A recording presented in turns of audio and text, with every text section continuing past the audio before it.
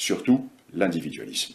La grande distinction entre les sociétés africaines et nos sociétés occidentales, c'est le communautarisme du côté africain, l'individualisme du côté occidental. Mais attention, attention, l'individualisme n'est pas tombé du ciel, ou plutôt si, il est tombé du ciel avec l'étape de la loi démocratique et les révolutions européennes.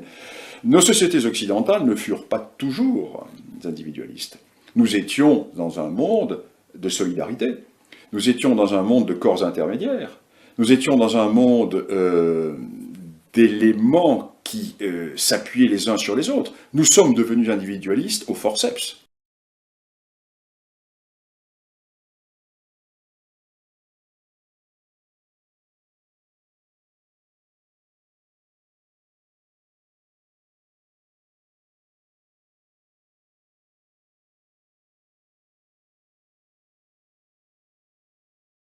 C'est pour ça qu'on va avoir avec la franc-maçonnerie moderne cette filiation entre les bâtisseurs qui sont des opératifs, après c'est des sociétés d'hommes qui sont spéculatifs, c'est-à-dire qui ne fabriquent rien, mais qui gardent la même philosophie. C'est-à-dire qu'on va bâtir, on bâtit des lois, on bâtit le bien-être des gens, ou chaque corporation fait ce qu'il veut, mais c'est pas des opératifs, c'est-à-dire on ne construit pas, on ne bâtit pas des cathédrales, on ne fait pas des choses. Donc c'est cette ambiguïté, c'est de dire que les bâtisseurs ont été là, c'est sûr, ils ont fait plein de choses, c'est sûr, mais qui ils étaient? Qu'est-ce qu'ils ont fait? Bon, on n'en sait pas grand-chose. Alors on en sait encore moins, c'est que, comme ils croyaient à ce qu'ils faisaient, bâtir une cathédrale, c'est pas comme construire une maison, c'est-à-dire que celui qui commence à construire la cathédrale, il verra jamais la fin. C'est obligé. C'est-à-dire une cathédrale, ça va se construire sur 100 ans, sur 150 ans, sur 200 ans, donc il sait que s'il met les premières pierres, il verra jamais la fin. Donc quel altruisme quand même. C'est-à-dire que vous construisez un truc, mais vous savez que jamais vous le verrez fini. Donc il faut avoir une vision quand même de l'humanité, de l'éternité, qui est beaucoup plus grande qu'aujourd'hui. Nous aujourd'hui on fait un truc, on voudrait le voir fini. Généralement on voudrait le voir fini vite. Mais eux, ils ont le temps. Et c'est ça aussi quelque chose d'important, c'est qu'ils ont le temps. C'est-à-dire que s'il faut 100 ans pour faire un truc, il faut 100 ans. Aujourd'hui vous connaissez beaucoup de projets qui vont durer sur 100 ans, il n'y a aucune chance. Nous on voit tout à court terme. Et il y a aussi autre chose de fondamental, c'est qu'ils croient tellement à ce qu'ils font que ce qu'ils font passe avant eux. C'est normal puisqu'ils ne vont pas survivre à leur œuvre. Et il y a quelque chose qu'on va remarquer, c'est qu'ils ne signent pas leurs œuvres. Vous pouvez aller voir dans toutes les cathédrales, les bas-reliefs, les sculptures, rien n'est signé. Rien n'est signé. Ça veut dire que, vous voyez, j'apporte quelque chose, j'apporte mon art, je crois en ce que je fais, mais j'ai pas d'ego, c'est pas moi. Et à la Renaissance, tout change, on signe. Ça veut dire on dit c'est moi qui l'ai fait.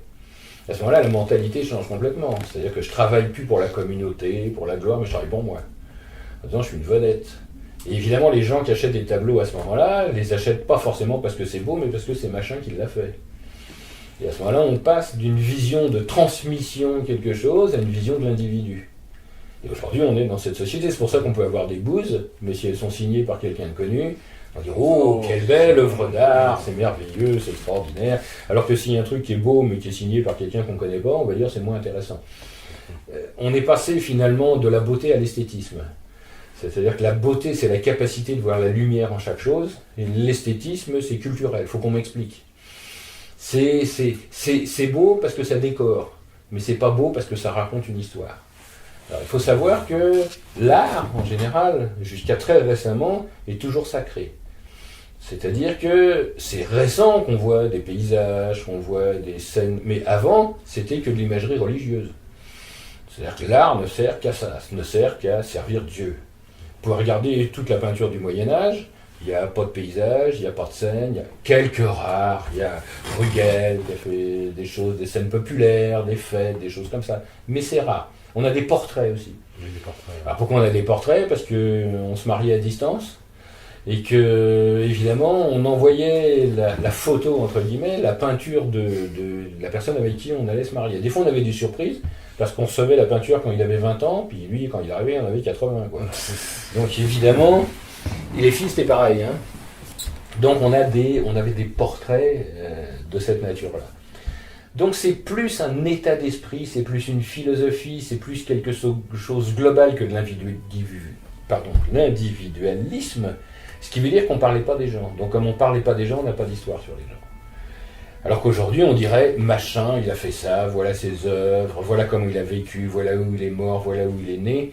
Et du temps des compagnons, c'était pas le cas. Donc c'est pour ça qu'on n'a pas de traces dessus. Parce que déjà, ils parlaient pas d'eux.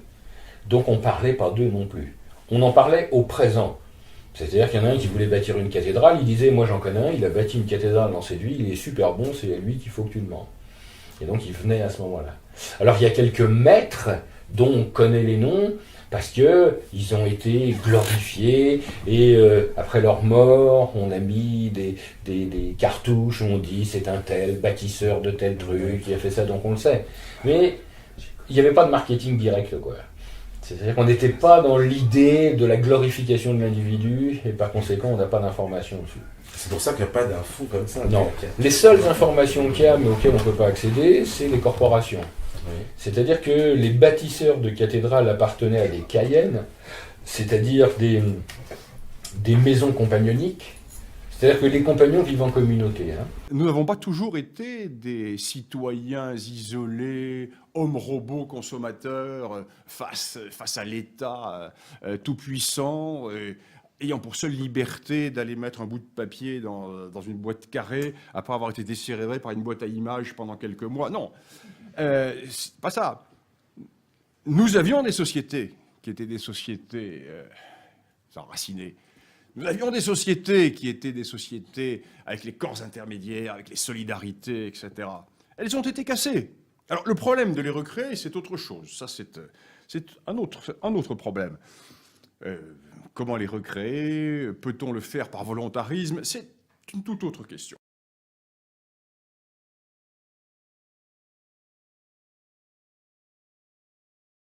L'Europe, cette fourmilière, est à présent bonne à enterrer. Dostoïevski, 1876. De quoi meurt l'Europe? De l'individualisme, du socialisme, des banques, de Rome. Alors de Rome, voilà qui est intéressant.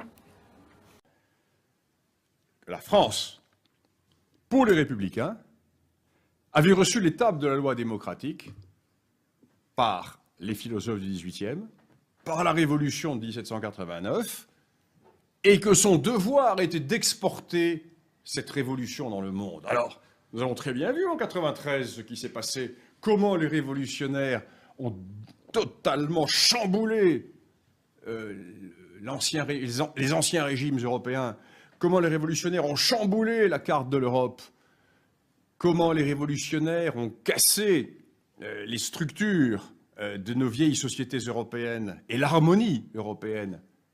Eh bien, nous avons fait la même chose en Afrique. On voit les grandes pyramides, le temple de Karnak, de tout, Deir el-Bahari, tout cela nous est connu. Mais la pensée qui était à l'origine de cela, on la méprise, on la rejette, on la trafique, on la pervertit. Et ça ne me paraît pas convenable. Je pense qu'on a de grosses leçons à recevoir de ces anciens peuples. Ils ont laissé quand même des témoignages de leur puissance, sans même une signature. De nos jours, on ne peut pas en dire autant. Il n'y a pas de puissance, mais il y a des signatures. Les plus anciens textes, on trouve parmi eux des expressions totalement adéquates à notre époque. À savoir, Imhotep disait « pas de vie morale, pas de vie sociale ». On est exactement dans ce cas de figure. La vie morale s'en va, on n'enseigne ni la morale ni la philosophie existentielle, on enseigne des théories philosophiques qui n'ont rien à voir avec la vie courante. Et toutes ces choses font que la vie devient de plus en plus difficile et de plus en plus incompréhensible. À tel point qu'on peut se demander légitimement qui a envie qu'il en soit ainsi. Je donnerai un autre exemple. Il semblerait d'ailleurs qu'il y ait continuité, puisque c'est presque la formulation que donnait François Rabelais à la Renaissance, à savoir, toujours par le même Imhotep, amour et connaissance sont tout. Connaissance sans amour n'est rien. Que peut-on retrancher? Que peut-on dire de mieux, de plus? Je ne sais pas. Il est super bon.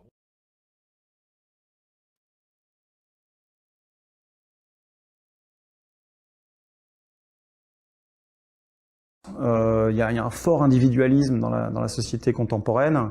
Il y a une course à la performance, il y a une injonction d'être utile et d'être performant. Donc celui qui tombe et qui n'arrive pas à ça, il se retrouve très vite rejeté sur le bord de la route. Une des caractéristiques des entrepreneurs, c'est qu'il faut y croire et y croire. En 4 ans de travail vraiment acharné, on a fait 33 millions de visiteurs uniques dans 9 pays et qu'on a vendu à 480 millions d'euros à Yahoo. L'objectif pour lequel je me suis battu et qui m'a motivé, il sert à rien le jour de ma mort, quoi. Je suis avec Jean-Marc Potvin, ancien business angel, CTO de Quelcoo, l'une des success stories de l'e-commerce en Europe. Quelcoo est racheté 480 millions d'euros par Yahoo. Jean-Marc devient ensuite le vice-président de Yahoo Europe. Seulement, il ne s'attend pas à vivre une expérience qui va bouleverser sa vie. Je le réveille, je lui dis, je suis en train de faire un œdème pulmonaire. Tu comprends ce qui se passe? Ouais, je comprends, parce qu'on avait été formés par les guides au départ. Et les guides nous avaient dit, attention, ça c'est grave, parce qu'en général, vous vous en rendez pas compte, et vous voulez monter, et nous les guides, on est formés, et on vous empêche de monter, on vous dit, vous faites un œdème, il faut descendre. Et en fait, quelque part, il faut écouter le guide, et faire ce qu'il nous demande. Donc je pouvais pas m'allonger, dès que je m'allongeais, je toussais, je pouvais plus respirer, donc j'étais obligé de rester assis dans cette tente. Et tu vis quoi comme sensation? C'est comment en fait? En fait, à 4000 mètres d'altitude, on a tous un peu du mal à respirer. T'as du mal à trouver de l'air quoi. Voilà, donc il y a moins d'air disponible déjà à l'extérieur, et en plus, moi j'ai une partie des poumons qui est pleine d'eau, donc j'ai du mal à respirer. Et si je m'allonge, cette eau elle remonte, elle m'étouffe en fait, donc je suis obligé de rester vertical, de rester dans la position assise, ce qui dans une tente par moins 15 degrés la nuit est assez inconfortable. Du coup, je pouvais pas dormir.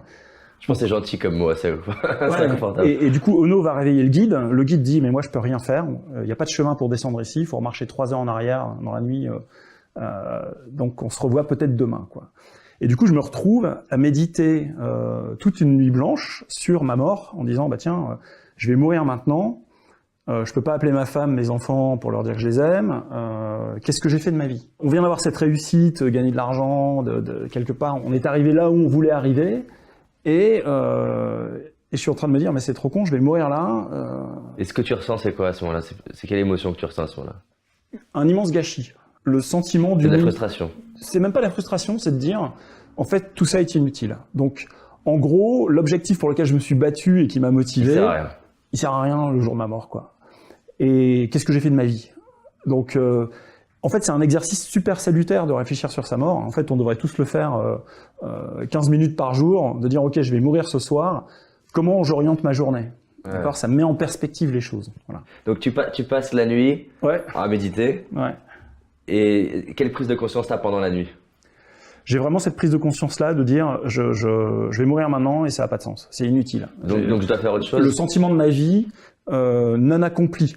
Pourtant, je suis marié, j'ai des enfants, ça allait plutôt bien, mon business était un vrai succès, je vais gagner de l'argent. Et donc un vrai questionnement sur, mais ça veut dire quoi du coup une vie pleine? Moi j'aimerais bien le jour de ma mort pouvoir dire, bah tiens, je suis content de mourir, je suis en paix et j'ai vraiment été en plénitude de ce que j'avais envie de faire, de ce que j'ai réalisé ou de qui je suis. Donc ça pose des questions aussi sur l'être, c'est-à-dire qu'on est très souvent plongé dans l'avoir, la course à l'argent, on est très souvent plongé dans le paraître, l'ego, le qu'est-ce qu'on va dire de moi, on va très souvent être plongé dans l'activisme, dans le faire, et en fait on oublie l'être, le verbe être, c'est-à-dire qui on est. Et cette méditation-là, elle m'a fait prendre conscience de ça, vraiment très radicalement, de dire il y a un truc qu'il faut que je règle dans ma vie, quoi. Et donc du coup, le lendemain, vous avez réussi à redescendre. Comment ça s'est soldé ce moment-là? En fait, c'est pire que ça, c'est-à-dire que le lendemain, je vais voir le guide, donc j'étais toujours vivant. Moi, dans ma tête, je me dis, ça doit pas être un œdème pulmonaire, j'ai dû psychoter pendant la nuit, donc j'ai rien. Et là, le guide me dit, tu veux continuer? Je dis, bah oui. Donc je suis monté à 6000 avec les autres, sauf que j'avais vraiment un œdème, j'avais vraiment de l'eau dans les poumons. Donc le retour après, ça a été retour hôpital, quoi. Parce que là, pour le coup, l'œdème, j'ai beaucoup de chance, en fait, je suis plutôt un miraculé. D'accord. C'est-à-dire que monter de 4000 à 6000, parce que c'est la nuit suivante, on a fait la montée, avec de l'eau dans les poumons, normalement le cœur lâche, quoi. Donc voilà, une bonne nouvelle, c'est que j'ai un cœur solide et que je suis un peu miraculé. Mais ça m'a valu 3 semaines d'hôpital au retour. Et après ces 3 semaines d'hôpital, qu'est-ce qui fait que... Parce qu'il y a plein de personnes qui peuvent avoir eu des prises de conscience dans leur vie, mais ils les ont un jour, et puis reprennent leur quotidien, et puis on oublie la prise de conscience. Qu'est-ce qui s'est passé après? Ouais, moi ça a déclenché une crise de milieu de vie, donc un vrai questionnement, j'avais 40 ans ou quelque chose comme ça. Et du coup, 6 mois après, je démissionnais. Donc je partais de ce job en disant je veux comprendre le sens de ma vie. Je veux comprendre comment je vais orienter mon action, qu'est-ce que je vais faire de mes journées. Et t'as peur quand tu démissionnes ou pas? Non, j'ai pas peur parce que... non. En plus, je me suis dit, je vais prendre un peu de bon temps, j'ai gagné de l'argent, pourquoi est-ce que je continue à courir? Et en fait, ça a pas suffi de démissionner. Moi, je pensais qu'en calmant un peu l'activisme, j'allais me retrouver en paix. Ça n'a rien changé, vraiment. Je me suis remis dans une vie Club Med, où je me suis mis à investir dans des startups, donc à aller à des conseils d'administration de startups, à faire de l'escalade, de la voile, des voyages. Donc beaucoup de faire, en fait. Je me suis retombé dans l'activisme, exactement. Et 2 ans après, je me suis dit, mais j'ai toujours rien changé, en fait. Ok, je travaille plus, mais j'ai pas réglé mon problème. Et là, je suis parti tout seul à pied de chez moi avec un sac à dos pour faire 1800 km en disant, je veux vraiment comprendre et me poser. Et ma vie a vraiment basculé là, dans ce chemin, où je suis parti de chez moi à Grenoble pour aller vers Saint-Jacques-de-Compostelle. Et c'était en 2008 et je me suis converti sur le chemin. Donc là, j'ai eu un vrai tournant dans ma vie, c'est à ce moment-là. Dont l'histoire a sans doute démarré au moment de cette méditation sur la mort, quoi. Et du coup, de tout ça, donc 2005 puis 2008 qui était encore plus fort, qu'est-ce que ça a changé en toi? Ça a tout changé. C'est-à-dire que c'est un peu... je sais pas si tu connais ce livre De l'autre côté du miroir de Lewis Carroll, qui est l'auteur d'Alice au pays des merveilles.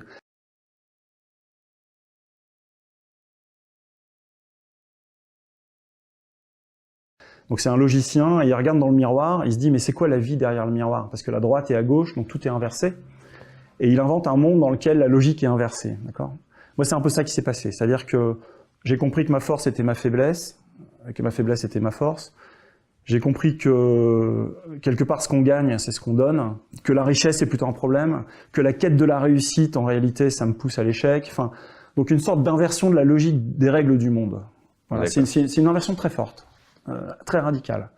J'imagine un entrepreneur qui est très réceptif à ce que tu es en train de raconter, qui ça le touche, ça lui parle, et qui en même temps ça pourrait lui faire peur de se dire mais attends, moi j'ai un business, là je suis en train d'avancer, je suis pas prêt à faire un virage à ce point de, entre guillemets, d'arrêter, vendre mon business pour aller m'investir dans une grande partie associative. Qu'est-ce que tu aimerais dire à une personne qui est dans ce conflit intérieur là en t'écoutant? C'est pas ce que je conseille, hein. Je ne dis pas quitter votre job ou quitter votre projet pour. Moi j'ai eu la chance de pouvoir aligner les deux, c'est très bien. Dans la démarche que j'ai eue après ma conversion, j'ai pas créé Entourage. Après ma conversion, je suis reparti travailler dans une start-up en étant au clair sur ce que je voulais faire avec mon métier. Et là, j'ai rencontré des hommes qui m'ont fait créer Entourage. Donc ce que je suis en train de dire, c'est que... Je sais que tu l'as pas dit, hein, mais j'anticipe ce qu'ils peuvent se dire eux. Non. Attends, il y a besoin d'entreprises. Il y a besoin de gens qui vont faire des finances, du marketing, il y a besoin de collaborateurs, besoin d'entrepreneurs. Donc si tout le monde quitte ça pour aller faire du social, on a un problème, hein. Donc, et heureusement qu'on peut, à mon avis, s'accomplir professionnellement là où on est, dans son job. Heureusement qu'on n'est pas obligé d'aller dans une association sociale pour avoir une vie en plénitude. Ce que je dis simplement, c'est que pour être bien et aligné avec qui on est, il ne faut pas négliger le côté vie intérieure, le côté vie spirituelle et le sens de ce qu'on fait. Or, souvent l'entrepreneur, il a tendance, parce qu'il est à fond, à laisser tomber cette partie-là, et à un moment donné, ça le rattrape. Et en fait, il vaut mieux être proactif. Et en réalité, je pense qu'il sera plus performant d'ailleurs dans ce qu'il fait d'une certaine manière, si c'est mieux équilibré, quoi. Le problème, c'est que c'est pas un message qu'on entend. C'est-à-dire qu'il n'y a rien, ni dans nos études, ni par nos parents, ni dans l'évolution professionnelle, il n'y a rien jamais qui nous pousse vers plus de vie intérieure. Ni dans l'univers startup d'ailleurs. Non, voilà, il n'y a rien.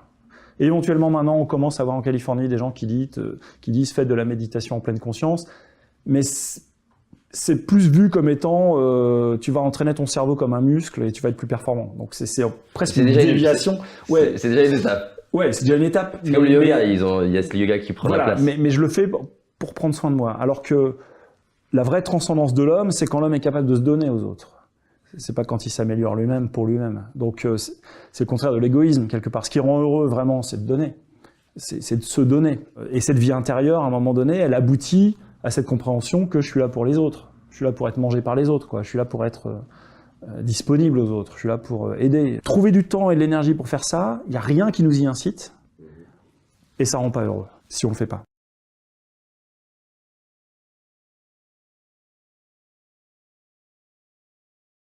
Si on se fait fructifier soi-même et qu'on se multiplie dans nos propres talents, on ne peut le faire qu'en offrant à la multitude.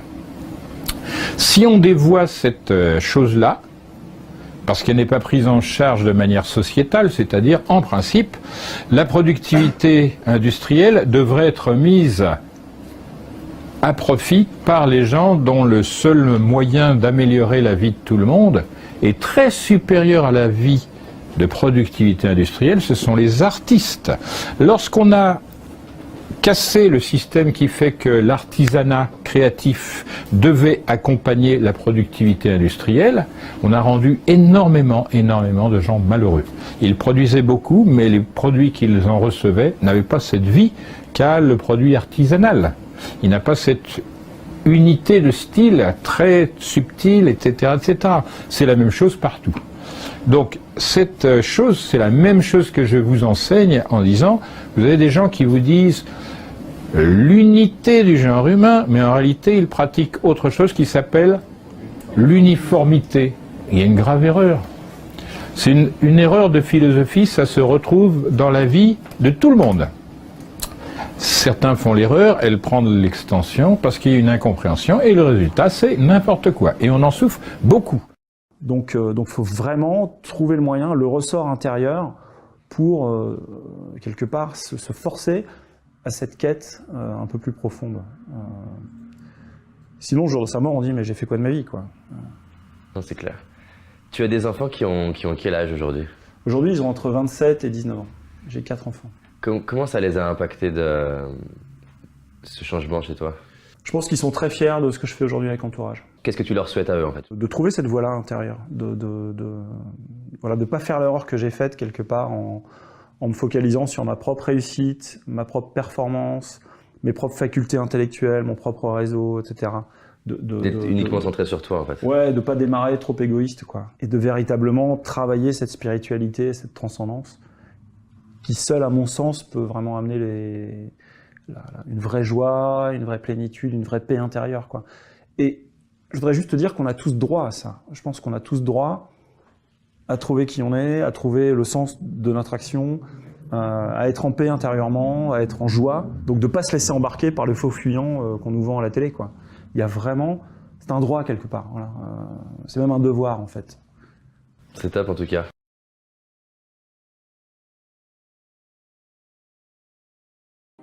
In the Middle Age, European people were working half the year. They had no computer, no robots, no electricity, very little machines, only a few mills. And they were working only half the year. The rest of the year they could sing, they could have music, glass-tinted, cathedral, artistic life, and so on and so on. And now we have robots, we have machines, we have computers, we have electricity.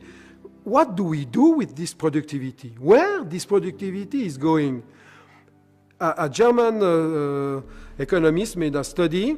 If you don't have the interest rate in the economy, you save at least 3 hours every day for every citizen.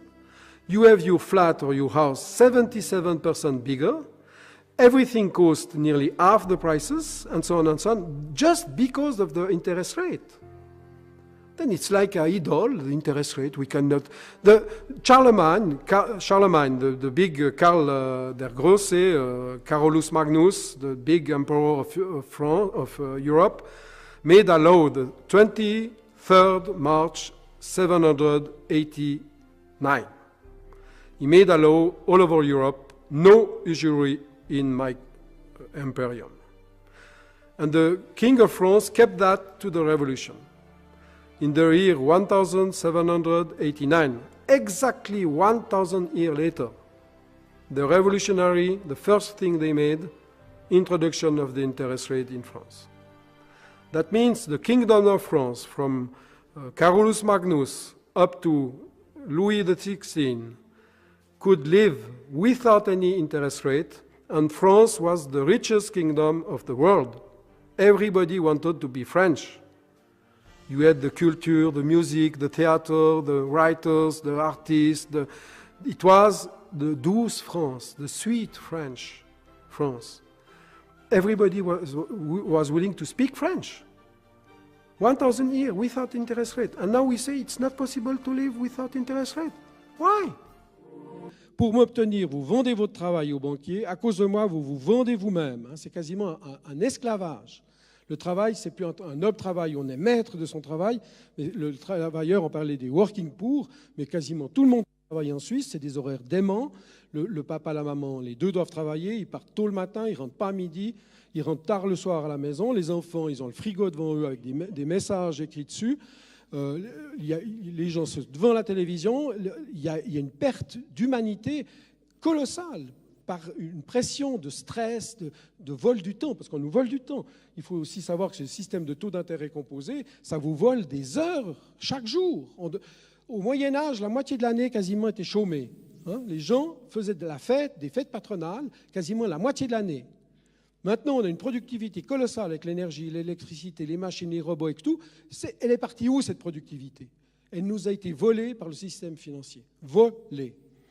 Qu'est-ce que ça veut dire si on veut aller maintenant au fond des choses et essayer d'être clair? Très simplement, ce qui se passe, en effet, quelque part au XXe siècle. C'est pas un hasard si le terme de mondialisation est un terme lui-même récent, qui apparaît dans les années 70-80, 1970-1980. Qu'est-ce qui se passe? Eh bien, il se passe que cet immense projet de civilisation, qui était le projet des Lumières, il tombe, si je puis dire, et qui est lié à la révolution scientifique. Ce projet, il tombe, il est victime d'une chute au sens biblique ou platonicien du terme. Au fond, l'immense projet des Lumières, il va tomber, il va chuter dans une infrastructure, pour parler à nouveau comme Marx, qui est celle de la compétition universelle, c'est-à-dire une infrastructure qui est celle du capitalisme, pour l'appeler par son vieux nom. On parle de mondialisation, mais la mondialisation n'est rien d'autre que l'évolution dernière du capitalisme, simplement. Eh bien, nous voyons comment la science tombe, les Lumières, et l'humanisme lui-même, première phase, tombe dans cette société de compétition tous azimuts, compétition entre les entreprises qui sont désormais ouvertes sur le grand large, et l'Internet, évidemment, favorise les délocalisations, l'Internet favorise cette ouverture désormais définitive de toutes les entreprises sur le grand large. Même les entreprises de services locaux sont ouvertes, ne serait-ce que par le biais de la fiscalité, sur la mondialisation. Compétition donc entre les entreprises, mais aussi compétition entre les peuples. Souvenons-nous par exemple de toutes les discussions que nous avons eues en Europe à l'époque du GATT sur la protection du cinéma français, de la culture française, européenne, par rapport à l'impérialisme réel ou supposé des États-Unis. Compétition entre les universités. Chaque 3 mois, dans nos hebdomadaires, nous avons un classement mondial des universités. Compétition entre les laboratoires scientifiques de tous ordres. Et donc, compétition tous azimuts et compétition planétaire surtout. Compétition qui va immédiatement jusqu'aux confins de la planète, si la formule a un sens vu qu'elle est ronde. Mais on est immédiatement dans une compétition qui est universelle. Qu'est-ce que ça change par rapport à la première mondialisation? Ça change tout. Ça change notamment le point central qui est celui-là. C'est que dans la première mondialisation, celle de Voltaire et de Kant, et même encore de Marx, on peut s'imaginer que l'histoire est animée par la représentation d'une fin, d'un objectif grandiose. Liberté, bonheur, ça s'appelle. Ce sont des objectifs transcendants, si je puis dire, par rapport à l'histoire et à la science elle-même. Il s'agit d'émanciper l'humanité, de la rendre plus libre, plus heureuse. République, humanisme, droits de l'homme, progrès. On est dans Victor Hugo, si je puis dire. On est dans Les Misérables avec l'espoir de s'en sortir et que ça va aller vers le mieux. On est dans une histoire progressiste pour l'essentiel. Eh bien, une histoire qui est animée par des causes finales, si je puis dire, qui est mesurable, dont les progrès sont mesurables par rapport à la représentation d'une fin qui s'appelle progrès, liberté, bonheur. Lorsque la révolution scientifique tombe, si je puis dire, dans la société de compétition, le moteur de l'histoire change du tout au tout. Pourquoi? Parce que l'histoire désormais dans une société de compétition n'est plus animée par des causes finales, mais pour parler comme les physiciens, par des causes efficientes. Autrement dit, l'univers de la compétition, si je suis chef d'entreprise et que je fabrique par exemple des téléphones portables ou des ordinateurs, mais n'importe quel autre produit sera aussi un bon exemple, eh bien le chef d'entreprise qui est plongé dans la mondialisation, il sait une chose. Et notamment dans le domaine de l'électronique moderne, du numérique, c'est très frappant. C'est que si le téléphone portable qu'il met, en imaginant qu'il fabrique des téléphones portables sur le marché, dans 3 mois n'est pas plus performant que celui que nous avons aujourd'hui dans nos poches, il est tout simplement mort. Il est balayé par cette espèce de darwinisme social et économique qu'est la société de compétition universelle. Si je ne progresse pas comme chef d'entreprise, si mes troupes n'avancent pas, si je n'innove pas en permanence, alors je sais que je suis balayé par la compétition, je suis mort. Comme une espèce qui ne s'adapte pas disparaît, elle est balayée par la sélection naturelle. Là, c'est une sélection économique et sociale, mais cela revient au même. Par conséquent, mon chef d'entreprise sait qu'il doit à tout prix innover, d'où sa passion. J'y reviens pour l'art contemporain, pour l'avant-gardisme. Il sait qu'il lui faut innover, innover, innover. Et paradoxalement, le bourgeois, qu'est-ce qu'il dit à ses troupes quand il est chef d'entreprise? Il leur dit « ne vous embourgeoisez pas ». Ne vous encroûtez pas, réveillez-vous, innovez, car sinon nous sommes morts, et l'emploi disparaîtra et nous ferons faillite. Et par conséquent, nous sommes dans une société qui devient une société, j'y insiste, d'innovation pour l'innovation. Heidegger parlait de monde de la technique, pourquoi? Parce qu'il n'y a plus de finalité. Ce qui compte, c'est l'accroissement des moyens pour les moyens. Il faut accroître sans cesse la puissance de l'entreprise, sa performance, comme on dit, sa rentabilité. Sinon, on disparaît. Autrement dit, la seule finalité devient l'accroissement de la puissance. On a là un modèle, en effet, technicien, au sens le plus puissant du terme, c'est-à-dire un modèle dans lequel le moteur de l'histoire relève des causes efficientes, c'est que c'est un moteur, si je puis dire, anonyme, mécanique et aveugle, toute finalité de l'histoire ayant disparu. Je vais dire encore les choses autrement. Nous sommes dans la situation de quelqu'un qui trébuche en haut d'un escalier et qui court de plus en plus vite pour éviter de tomber. Mais il finit toujours par se ramasser. Ou nous sommes dans la situation, pour prendre une autre métaphore, d'une bicyclette, d'un vélo, il faut que ça avance à une certaine vitesse, sinon ça tombe. Ou encore, pour prendre une troisième métaphore que j'aime beaucoup, dans la situation d'un gyroscope qui, s'il ne tourne pas assez vite sur son axe, tombe inévitablement du fil sur lequel vous l'avez posé, mais le gyroscope ne sait pas pourquoi il tourne. Nous savons que s'il ne tourne pas assez vite, il va tomber. Nos entreprises sont dans cette situation-là. Si ça ne tourne pas, comme on dit, si l'économie ne tourne pas, alors évidemment, c'est tout simplement la faillite. Et par conséquent, le moteur de l'histoire n'est plus l'aspiration des hommes au progrès, à un monde meilleur, comme on dit, plus libre et plus heureux, mais le moteur de l'histoire, c'est simplement la logique mécanique, anonyme et totalement aveugle de la compétition. C'est là que nous en sommes. Ce que Louis Althusser appelait un procès sans sujet, ce qui est à peu près l'équivalent, d'ailleurs, marxien de ce que Heidegger appelait le monde de la technique. C'est-à-dire un univers totalement définalisé, un univers dans lequel il n'y a plus de sujet, mais il n'y a plus que la machine qui tourne, et qui est plus puissante que n'importe quel individu. 4 conséquences de cette deuxième mondialisation, dont on voit bien qu'elle est l'inverse absolu de la première, et en même temps son prolongement parfait. L'inverse absolu, puisque toute problématique du sens a disparu, toute problématique de la finalité a disparu, en même temps son prolongement, parce qu'on est en effet dans une logique de la raison, on est dans une logique d'une certaine manière, d'une raison qui est devenue certes une raison instrumentale, mais qui est quand même à bien des égards un héritage des Lumières. Dialectique des Aufklärung, comme disaient Adorno et Horkheimer, dialectique des Lumières. Il y a là quelque chose qui mérite réflexion.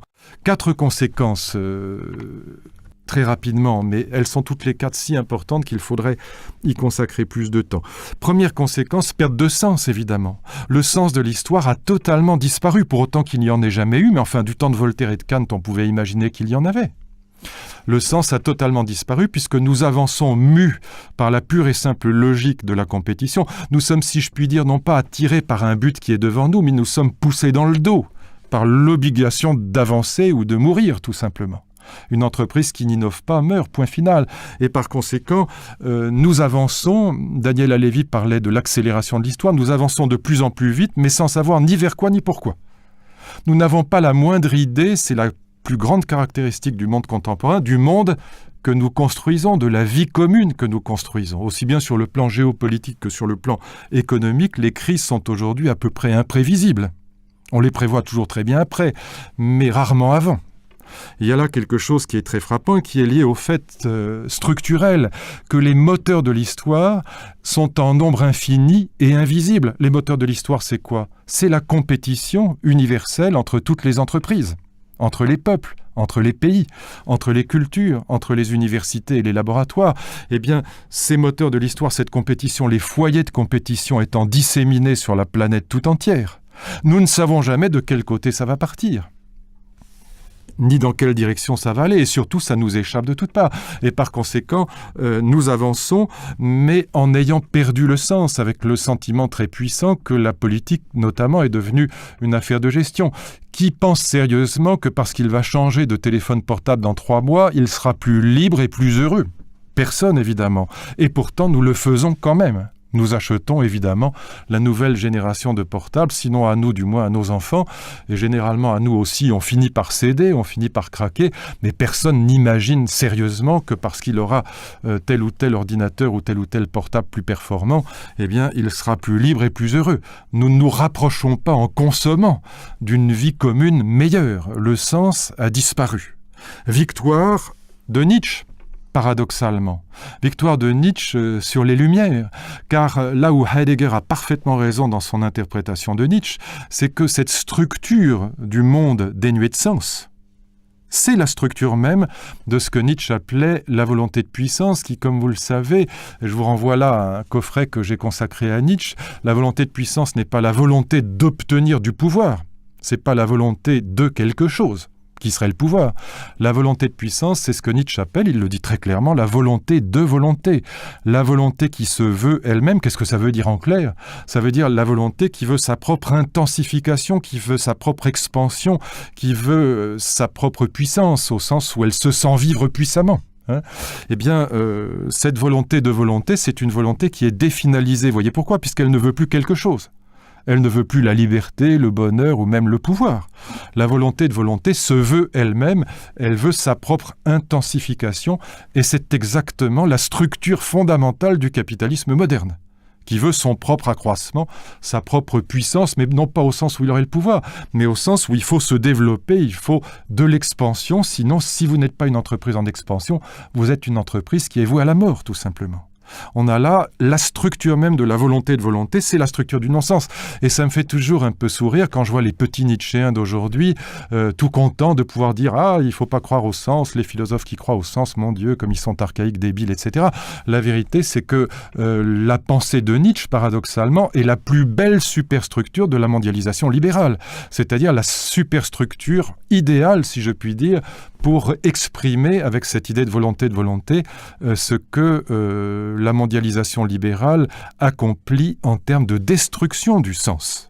C'est une société de destruction du sens dans laquelle nous vivons, et nous le sentons toute la journée. Encore une fois, nous voyons bien qu'aujourd'hui, la politique n'a pas de sens, qu'elle est simplement une tentative plus ou moins désespérée d'adapter nos vieux pays à la logique de la mondialisation libérale, en faisant, parce que nos hommes politiques ne sont pas forcément des méchants, le moins de casse possible, c'est-à-dire en essayant d'éviter au maximum le dumping social. Et puis on l'évite d'autant plus volontiers que de toute façon, la casse sociale, ça favorise pas les réélections, comme on sait.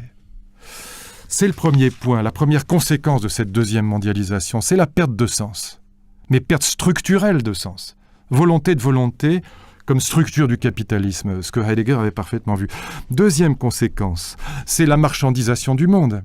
Là-dessus, les altermondialistes ont en partie raison. La tendance générale, c'est que tout devient potentiellement marchandise. Ça veut dire quoi ? Ça veut dire que nous ne consommons pas simplement des objets, mais nous consommons aussi de la culture, de la politique comme spectacle extrêmement distrayant. Nous consommons de la philosophie, bien sûr. Nous consommons, c'est le propre de l'industrie culturelle, de la religion, bien sûr. Nous consommons toutes sortes de produits, entre guillemets, qui naguère encore étaient considérés comme hors marché. La naissance de l'industrie culturelle, c'est évidemment la mise en marche du processus de marchandisation du monde qui atteint potentiellement toute chose. Tout est potentiellement réductible à ce que Marx appelait l'équivalent général. Je dis bien potentiellement, car justement, la grande question qui naît de cette observation, c'est la question de savoir ce qui résiste à la marchandisation. L'amour, évidemment, et j'en parlerai tout à l'heure. Ça ne veut pas dire qu'il n'y ait pas des amours marchands, mais ça veut dire que, très vraisemblablement, et j'y reviendrai dans un instant, il y a des valeurs qui résistent et qui sont justement les valeurs du deuxième humanisme. J'y reviendrai dans un instant. Troisième conséquence, mais en tout cas, sur la deuxième conséquence, oui, la tendance générale, c'est la marchandisation du monde. C'est-à-dire le fait que tout devienne potentiellement marchandise. Troisième conséquence, bien sûr très importante, c'est la plus importante sur le plan politique. Cette deuxième mondialisation, c'est évidemment un gigantesque phénomène de perte de contrôle du politique par rapport à l'économique. Ce que j'appelle la dépossession démocratique. Évidemment, nos politiques, si puissants soient-ils, ont perdu presque toute espèce de contrôle sur la vie politique. qui leur échappent de toutes parts. D'ailleurs, ça se voit. Si nos politiques étaient capables de faire advenir la croissance et l'emploi, ils ne se priveraient évidemment pas de le faire. Ça leur échappe totalement, parce que dans un univers mondialisé, ils ont perdu les leviers de contrôle, qui ne relèvent plus pour l'essentiel de l'État-nation, ou en tout cas très peu. Ça ne veut pas dire qu'ils aient zéro marge de manœuvre, mais disons qu'ils ont perdu par rapport à la période gaullienne, ils ont perdu probablement 90% de leur marge de manœuvre.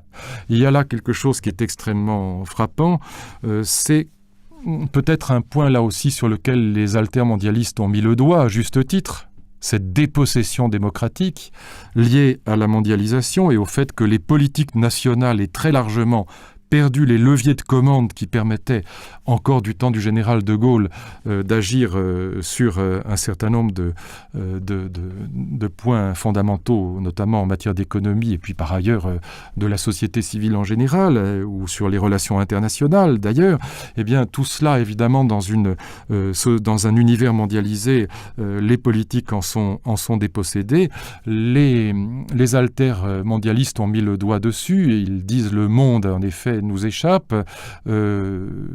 C'est vrai qu'à bien des égards, la naissance des marchés financiers associés à l'Internet fait que les chefs d'État qu'il y a 30 ou 40 ans encore fixaient à la fin les 6 ou 7 qui comptaient dans le monde.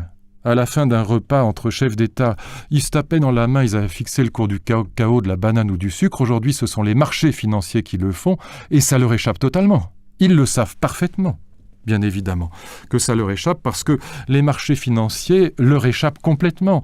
Les altermondialistes, et c'est là où ils se trompent, lourdement d'ailleurs, s'imaginent que derrière les marchés financiers, il y a des marionnettistes qui tirent les ficelles. C'est toujours le vieux schéma marxien qui revient, et là, Marx a certainement tort. Il s'imagine que derrière donc ces jeux financiers, il y a des gros, des puissants, les 200 familles, que sais-je encore, les élèves de Gary Becker et de Friedman, l'école de Chicago, les néolibéraux, Reagan, Bush, qui vous voudrez, tirent les ficelles. Mais je leur dis toujours, mes pauvres amis, si c'était vrai, ce serait la bonne nouvelle. Au moins, il y aurait des coupables, il y aurait des responsables. Mais c'est pas vrai. Bien évidemment, les marchés financiers, y compris dans leur apparence de folie, qui n'est qu'une apparence, disent des choses très profondes sur l'économie mondiale, précisément à proportion du fait que personne ne les maîtrise. Il n'y a pas de marionnettistes derrière. Pas plus qu'il y a de marionnettistes derrière la presse. C'est comme les bancs de poissons dans les films de Cousteau. Les mouvements paraissent erratiques et tout à fait incompréhensibles. À la vérité, il n'y a ni chef d'orchestre, ni rationalité volontaire visible derrière, ou à trouver derrière. Le schéma marxien du pouvoir, d'ailleurs Foucault l'avait déjà compris quand il parlait de microphysique du pouvoir, c'était tout à fait dans la logique de Nietzsche. Le schéma marxien du pouvoir sur ce point est tout à fait naïf. Il n'y a pas des gros qui tirent les ficelles derrière les marchés financiers ou la mondialisation libérale. On a affaire, en effet, là-dessus, pour le coup, Althusser se rapprochait de la vérité, on a affaire à un procès sans sujet, à un procès qui est complètement automatique, mécanique et aveugle. De là, d'ailleurs, le fait que le problème politique fondamental des démocraties européennes n'est pas un problème droite-gauche.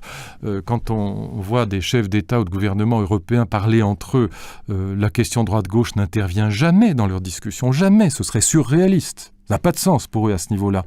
La question, elle est seulement celle-ci. Qu'ils soient de droite ou de gauche, c'est exactement la même. Comment reprendre la main, comment reprendre un peu de marge de manœuvre par rapport à un cours du monde qui nous échappe de toutes parts aujourd'hui. Et si possible, comment adapter nos vieux États à cette mondialisation sans faire trop de casse, comme je le disais tout à l'heure. C'est ça leur problème, qu'ils soient des sociaux-démocrates ou des républicains de droite, ne changent absolument rien à l'affaire. Et encore une fois, dans leur conversation, l'axe droite-gauche, au niveau européen, n'intervient absolument jamais. Ce serait même considéré comme à la fois grossier et stupide que de faire intervenir des considérations droite-gauche entre tel ou tel leader allemand, français ou anglais, ça n'intervient jamais à ce niveau-là. C'est juste une farce pour amuser la politique intérieure. Et puis, la quatrième conséquence de cette deuxième mondialisation, qui est la plus importante et qui est la plus intéressante, c'est ce que j'appellerais les contradictions culturelles du capitalisme, ou peut-être plus parlant encore, les contradictions de l'homme de droite, tout simplement.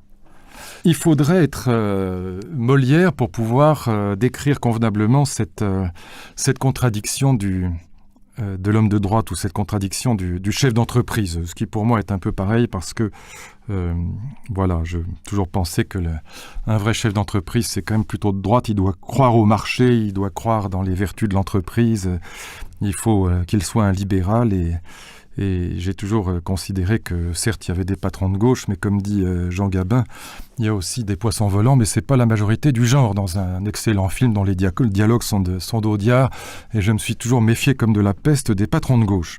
Je pense que quand on est dans le monde de l'entreprise, on est forcément un libéral, et même si on a des objectifs qui sont tout à fait louables, on est obligé d'être dans la logique qui est celle de l'homme de droite, c'est-à-dire la logique du profit, la logique du bourgeois opposé au bohème.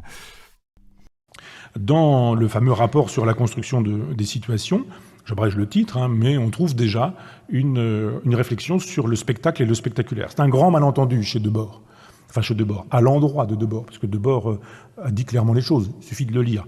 Mais c'est pas simple, Debord. La télévision a laissé croire que la société du spectacle, c'était la société que la télévision produisait. Pas du tout. Le spectacle chez Guy Debord est un concept beaucoup plus simple et plus complexe en même temps.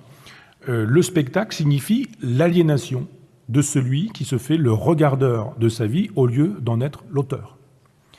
Le spectacle, il est là. C'est-à-dire que c'est parce qu'il y a des individus qui jouent un rôle de figurant dans leur vie qu'il y a du spectacle, parce qu'on ne doit pas jouer un rôle de figurant, mais on doit être acteur soi-même de sa propre existence.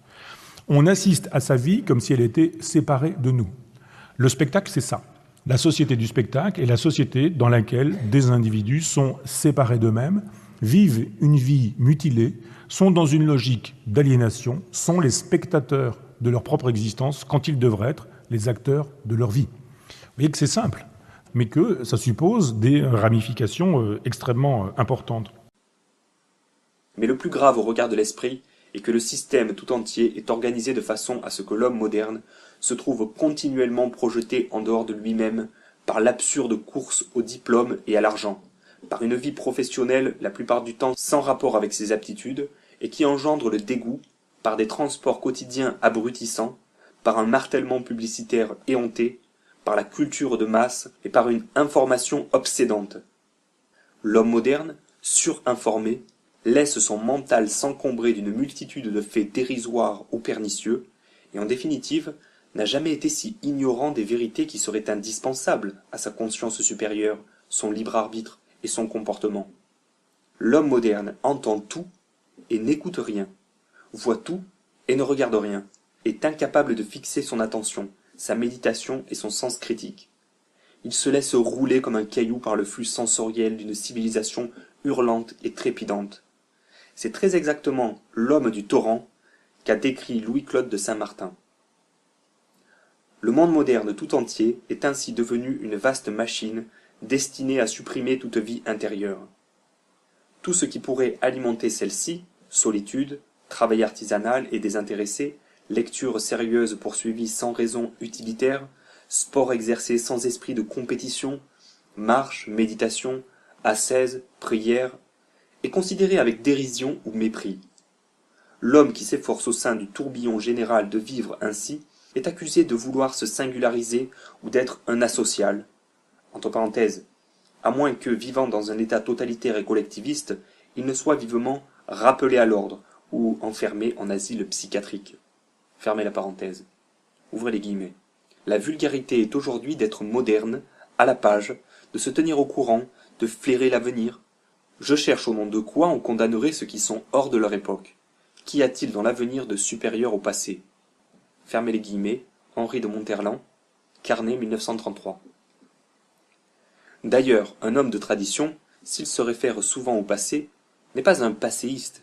Il sait au contraire bien mieux que l'homme moderne vivre avec plénitude dans le présent, dans lequel il sait reconnaître les effluves de l'éternité. Tous les jours, nous entendons cette même rengaine que l'on nous adresse parfois personnellement.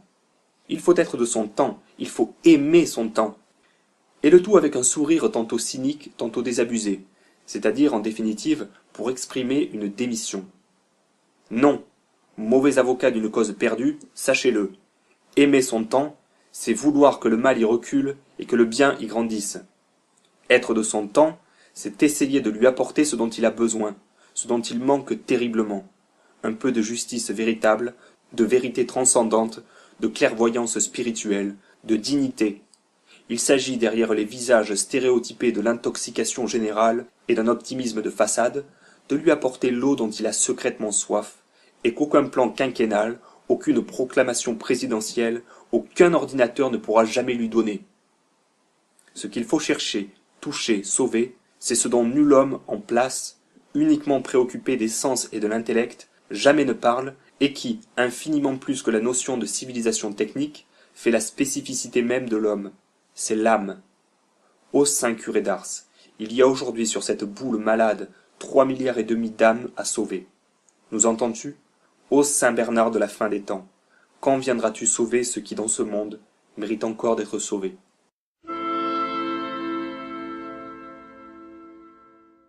Roland Gori, bonjour. Vous êtes professeur de psychopathologie honoraire à l'université de Aix-Marseille et vous êtes un essayiste connu et reconnu pour être le penseur de la norme. Alors Roland Gori, qu'est-ce qu'une norme? Alors la norme, étymologiquement, c'est l'équerre, c'est ce qui tombe droit, c'est ce qui rectifie en même temps. La norme, c'est à la fois, comme dit une juriste, Catherine Thibierge, le tracé, la mesure. C'est-à-dire, c'est un peu comme le fil à plomb, si vous voulez. Et le terme de norme a une signification multiple. Et ce qui est très important, d'ailleurs, qui a été remarqué par le philosophe de la norme, qui est tout à fait dont les travaux sont tout à fait indépassables, c'est-à-dire Georges Canguilhem, avec son texte Le normal et le pathologique de 1943, et une postface extraordinaire entre 1963 et 1966 sur le normal et le pathologique.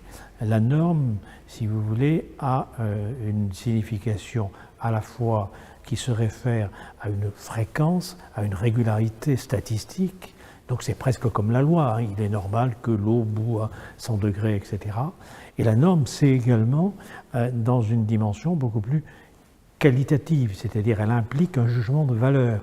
Il est normal de porter secours à des êtres vulnérables, il est normal d'apprécier les belles femmes intelligentes, etc. Donc, si vous voulez, il y a à la fois une signification quasiment statistique, fréquentielle, et puis aussi une signification esthétique, morale, qualitative. Et très souvent, on passe de l'un à l'autre, ce qui facilite bien évidemment le quadrillage normatif, par exemple, des populations, ou qui permet, si vous voulez, également de normaliser aussi bien les pratiques que les individus. Alors qu'est-ce qui fait que la norme est omniprésente dans tous les champs sociaux, et notamment dans le champ scientifique? Les dispositifs de normalisation infiltrent tout le champ social, tout le champ des pratiques professionnelles, et effectivement aussi bien les pratiques médicales que les pratiques d'aide sociale ou les pratiques scientifiques, par exemple de publication.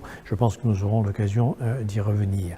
Mais c'est en même temps quelque chose qui est extrêmement daté. C'est-à-dire que, bien sûr, je veux dire, le vivant produit ses propres normes. Bien sûr, si vous voulez, il y a toujours eu des normes, par exemple transcendantales, dans des sociétés théocratiques, elles tombent du ciel, ou elles tombent des livres saints, bien évidemment. Mais, si vous voulez, la société de la norme, comme le dit le philosophe Michel Foucault, ça dépend quand même du XIXe siècle. C'est-à-dire que c'est afférent à une époque donnée, à une société donnée, c'est-à-dire les sociétés de normalisation et de contrôle, les sociétés qui justement sont extrêmement dépendantes des exigences que posaient, si vous voulez, au XIXe siècle notamment, et en particulier dans la deuxième moitié du XIXe siècle, les prescriptions de comportement sur les scènes professionnelles. C'est-à-dire, en gros, si vous voulez, c'est le XIXe siècle qui voit s'étendre l'usage même du mot de norme. C'est vraiment à ce moment-là où on va normaliser les écoles formant les instituteurs, les écoles normales, on va normaliser les médecins, on va normaliser les canons, on va normaliser, si vous voulez, au sens où une pensée de la technique commence à s'infiltrer dans le champ social, et la norme est à ce moment-là, je dirais, ce qui va devenir le concept majeur pour réguler, si vous voulez, la société et les rapports entre les humains. Alors, c'est un point qui est important parce que on peut dire que jusqu'au XIXe siècle, le terme de normal ou d'anormal n'est pas tellement un terme utilisé. C'est vraiment, bien sûr, dès le XVIIe par exemple, il y a les normes grammaticales, les normes de langage, et c'est aussi important parce que on voit bien comment au XVIIe, par exemple, les normes grammaticales, les normes de langage correspondent finalement à une espèce de centralisation, si vous voulez, de l'usage de la langue alignée sur le parler du parisien bourgeois, pour aller très vite, n'est-ce pas, au moment où il y a en même temps une centralisation, si vous voulez, de l'État et une centralisation des pouvoirs. Mais pour revenir au XIXe, finalement, c'est à ce moment-là où il y a vraiment ce que dit Michel Foucault, une espèce d'extension sociale des normes. On va mettre des normes partout. Et on va mettre des normes, par exemple, même, bien sûr, dans l'emploi du temps. Il faut voir les travaux d'Alain Corbin là-dessus. Il faut voir que, par exemple, les emplois du temps qui vont réguler les activités des ouvriers, des domestiques, des employés, c'est à ce moment-là que ça se développe. Pourquoi ? Eh bien, justement, parce qu'à ce moment-là, il est de plus en plus nécessaire de capter les corps et de déterminer leur usage afin de les exploiter sur un marché du travail. Donc, vous voyez, le quadrillage normatif des comportements s'impose au moment même où on change de manière de produire. C'est-à-dire où il y a une transformation dans les rapports sociaux de production. Et donc, effectivement, les sociétés de la norme qui s'imposent, si vous voulez, au XIXe siècle, au XXe et aujourd'hui, sans cesse, c'est-à-dire vraiment une inflation des normes aujourd'hui, c'est-à-dire une inflation de ce qu'on appelle en droit le droit mou, c'est-à-dire c'est pas la loi, si vous voulez, c'est pas le droit positif, c'est plutôt l'ensemble des recommandations, des règles de bonne pratique, c'est l'ensemble des conseils et autres qui finalement prescrivent de plus en plus des comportements rationalisés, organisés, fragmentés, ce que j'appelle moi prolétarisé. Est-ce que la norme ne serait pas là pour nous faciliter les choses, pour faire une sorte de balisage quand on ne sait pas penser, quand on ne sait pas avoir la vue d'ensemble sur un cas médical, mettons? Il y a un bon usage des normes à partir du moment où on établit, par exemple, un consensus sur la manière de poser des diagnostics. Quand je dis bonne chose, vous voyez bien qu'il y a à la fois un aspect qualitatif, appréciatif, et en même temps bonne chose au sens bien sûr d'une consistance scientifique, d'une validité en quelque sorte des procédures. Alors il y a aussi un mauvais usage en tant que les normes deviennent, comme vous dites, une prescription, c'est-à-dire que c'est une obligation molle. Et qu'à partir de ce moment-là, ça économise du temps, mais ça économise du temps de penser. Vous connaissez la phrase du philosophe Jean-François Lyotard, dans un univers où le succès est de gagner du temps, penser n'a qu'un défaut mais incorrigible, d'en faire perdre. Donc effectivement, on va vous faire gagner du temps, puisque le temps c'est de l'argent, n'est-ce pas? Et donc à partir de ce moment-là, on va vous prescrire ce que vous devez faire au mieux dans un optimum de temps accordé. On va aboutir à la T2A, la tarification de l'activité par exemple à l'hôpital. Alors, c'est très important parce qu'on voit bien là comment justement l'usage des normes à la fois provient, je dirais, de la deuxième révolution industrielle, pour aller très vite, bon, j'exagère un peu, mais à peine, et puis en même temps sert justement la cause des productions industrielles. C'est-à-dire que, si vous voulez, c'est le danger aujourd'hui dans la plupart des métiers, dans la plupart des professions. Ce danger, c'est ce que j'appelle, moi, la prolétarisation des professions. C'est quoi la prolétarisation des professions? Vous savez que le terme de prolétaire est un terme que Marx emprunte à la philosophie antique et qui, pour désigner, c'est le jeune Marx, hein, c'est le Marx des manuscrits, Marx de 1844, le Marx hégélien de gauche. Il n'est pas encore marxiste, n'est-ce pas? Quand il parle de prolétaire, il fait, si vous voulez, à ce moment-là, allusion à cette confiscation du savoir-faire, du savoir et du savoir-être de l'artisan par le mode d'emploi de la machine. Et donc à partir de ce moment-là, on peut dire que l'artisan devient ouvrier spécialisé dans une chaîne de production standardisée ou dans des manufactures, et son travail eh bien, va consister à exécuter des tâches qui sont segmentées, modulées, et dont il n'a pas finalement le plan d'exécution. C'est-à-dire qu'il est dépossédé de la décision, il est dépossédé de la capacité de faire œuvre. C'est-à-dire qu'il n'est plus à ce moment-là, si vous voulez, maître de son œuvre, de son ouvrage, il est à ce moment-là, en quelque sorte, l'instrument d'un instrument qu'il sert. Tout se passe comme si le lieu de la décision passait de son être vers le mode d'emploi de la machine qui lui prescrit justement les actes qu'il doit accomplir. Vous parliez de modules, Roland Gory, et c'est vrai que dans le champ médical, on voit très bien que les opticiens remplacent les ophtalmologues, que les sages-femmes remplacent les gynécologues, que les infirmières cliniciennes remplacent les médecins. Il y a une espèce de remplacement, d'un changement, d'une modification des savoirs.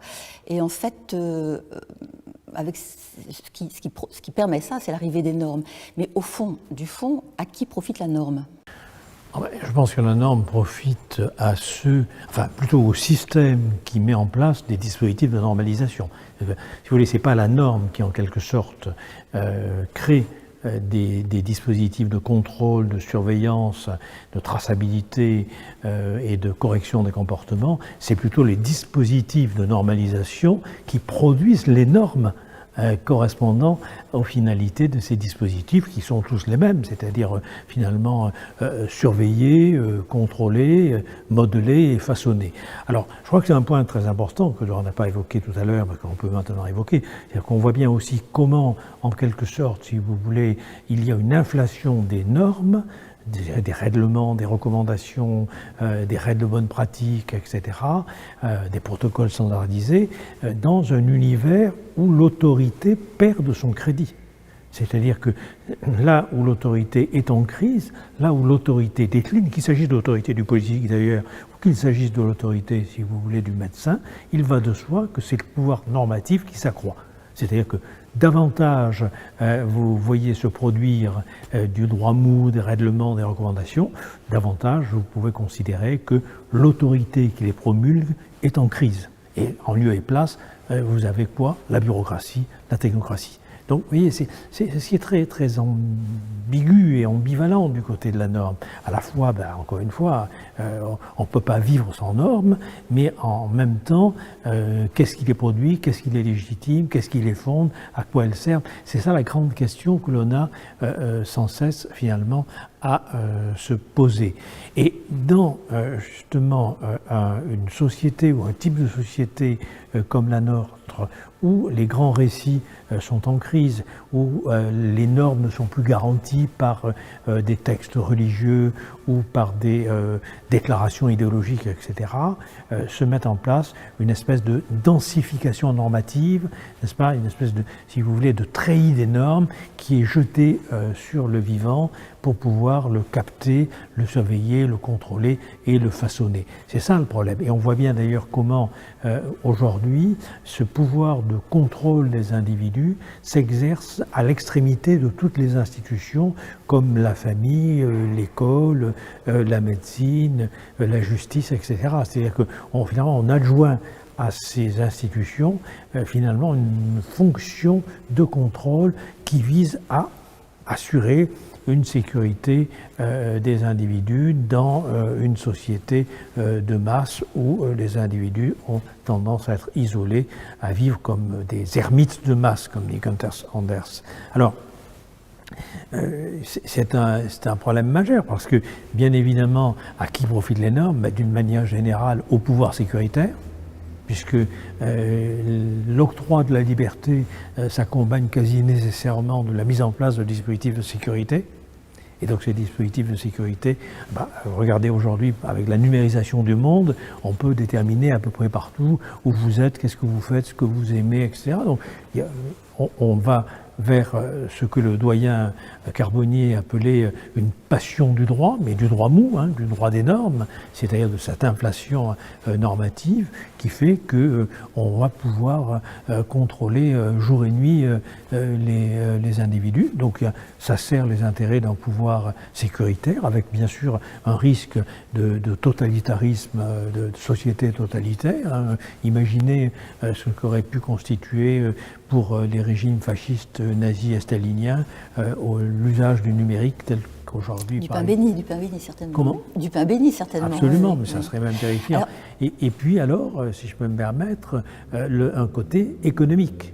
Parce qu'il faut bien voir effectivement que vous preniez l'exemple des professions, à partir du moment où on va déléguer des tâches à du personnel moins formé, moins qualifié, moins coûteux, bien sûr, on gagne beaucoup d'argent et on change la manière de penser. Je crois qu'il faut bien voir que, si vous voulez, une société qui est articulée autour des normes et pas autour de la loi, est une société qui a une autre vision du monde, une autre vision éthique du sujet humain. Hein. Et c'est aussi l'apport majeur de Canguilhem qui disait qu'une société de la norme n'était pas une société qui allait vers les sociétés archaïques, mais était une société animale. Parce que si vous voulez prendre justement les modèles des sociétés normées, des sociétés normatives, ce sont des sociétés animales où chaque individu est une pièce détachée de l'espèce en vue d'une production collective. Mais ce qui est un peu étrange, c'est que ces normes sont acceptées unanimement. Et il y a une espèce de fascination ou de résignation face aux normes, puisque tout le monde y obéit, quoi, finalement. Oui, mais je crois qu'il serait un peu illusoire de considérer que le sujet humain désire la liberté. Il désire la liberté autant qu'il peut la haïr. C'est-à-dire que, regardez par exemple, quelque chose de tout à fait évident, lorsque les gens sont en week-end ou sont en vacances, où ils fréquentent les plages, où ils fréquentent les cabinets médicaux. C'est-à-dire qu'ils tombent malades et ils sont pris dans une angoisse hypocondriaque, une angoisse de l'incertitude, une angoisse du futur, une angoisse de la liberté. De la liberté. Qu'est-ce que je vais faire de mon temps à partir du moment où il n'est plus normé, où il n'est plus planifié, où mes comportements ne sont plus prescrits. Donc je crois qu'il faut faire attention à l'illusion selon laquelle le sujet humain aspire absolument à une liberté totale. La liberté suppose la capacité aussi de supporter l'angoisse sociale, de supporter l'angoisse de l'incertitude, de l'indéterminé. C'est pas donné à tout le monde et en tout cas pas tout le temps. Donc c'est un point qui est extrêmement important. Alors, les dispositifs de normalisation, c'est aussi des fabriques de servitude volontaire, c'est aussi des fabriques de soumission sociale librement consentie, et c'est aussi des fabriques d'imposteurs. D'ailleurs, comme vous le savez, j'ai un peu travaillé sur cette question. Bon, il va de soi que, d'abord, on commence à vous vous laisse croire que la norme est objective. Donc on revient à cette confusion entre l'appréciation qualitative, le jugement de valeur, et puis la référence objective, statistique, fréquentielle, normative. Vous voyez, bon, ce qui n'est pas vrai. Tous les travaux de Canguilhem montrent qu'il y a une espèce d'impensée cognitive, d'impensée sociale dans les normes. Il dit d'ailleurs très bien que la norme ne se déduit pas de la moyenne, elle se traduit dans la moyenne.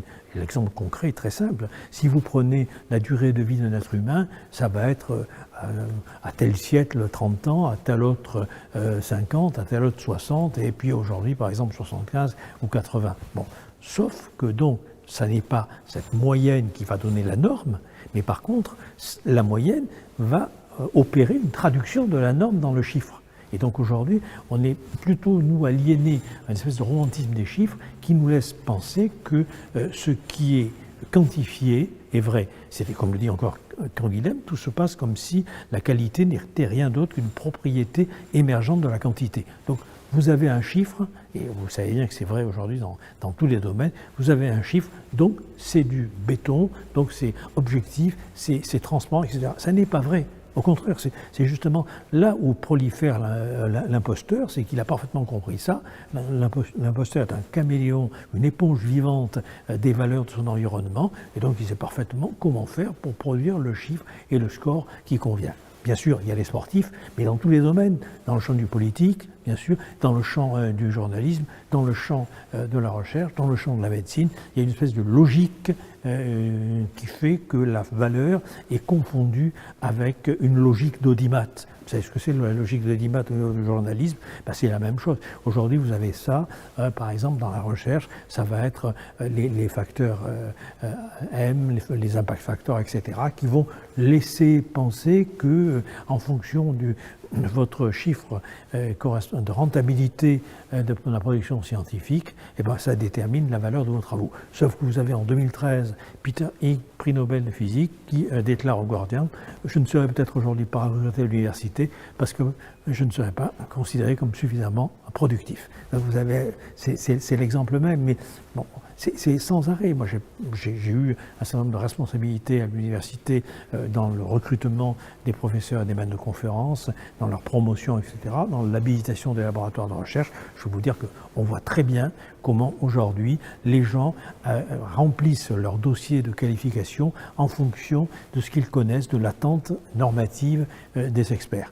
Et là, selon le cas, vous avez toutes sortes de tricheries possibles. On ne peut pas en sortir.